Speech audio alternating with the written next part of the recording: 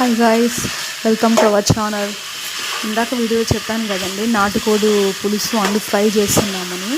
Same అదే video next link అండి ఇది. ఇప్పుడు ఆల్రెడీ బాయిల్ చేసి పెట్టుకున్నాం కదండి, 5 or 6 విజిల్స్ ఉడికించుకున్నాం కదా. సో దాన్ని మళ్ళీ సపరేట్ చేసి ఒక ప్యాన్ పెట్టి ఆయిల్ వేసి కొంచెం ఇంగ్రీడియంట్స్ అంటే మసాలా ఎక్కువ లేకుండా అండి, ఎందుకంటే ఎక్కువ మసాలా తింటే గ్యాస్ట్రిక్ అది ఇవి ప్రాబ్లమ్స్ వస్తుంటుంది. సో ఓన్లీ టమోటో, ఆనియన్, తెల్లగడ్డ, అల్లం ఇవి మాత్రం కొద్దిగా మిరియాలు వేసి బాయిల్ చేశాను.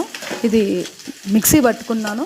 ఆ తర్వాత కొద్దిగా ఆయిల్ వేసి ప్యాన్లో కొద్దిగా కరివేపాకు, కొత్తిమీర ఈ మసాలా వేసుకొని జస్ట్ ఫ్రై చేసుకున్నానండి. మళ్ళీ ఈ పీసెస్ అన్ని తీసి అందులో వేసేసుకున్నాను సపరేట్ చేసి.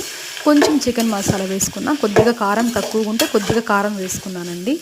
ఓకే, బాగా ఫ్రై చేసుకున్నామంటే సూపర్గా ఉంటుందండి. ఎలాంటి వాళ్ళైనా సరే చికెన్ బాగా లైక్ చేస్తారు. నెక్స్ట్ ఉంది కదండి పులుసు, సపరేట్ చేసుకున్న పులుసు ఉంది కదండి, ఆ సపరేట్గా మనం గ్రేవీ చేసుకోవచ్చు.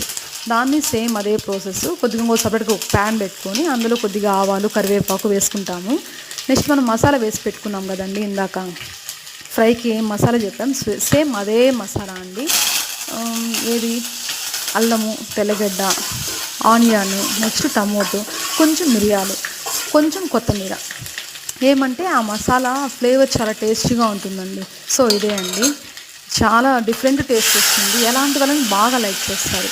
అంతే, బాగా వేసుకొని మిక్స్ చేసుకొని ఒక 5 minutes ఆ మసాలా బాగా ఉడికించేదాకా పెట్టి నెక్స్ట్ ఆ పులుసు తీసి అందులో వేసేసామంటే సో రెడీ అండి. ఓకే అండి, ఎలా ఉందో కామెంట్ చేయండి. Please do subscribe.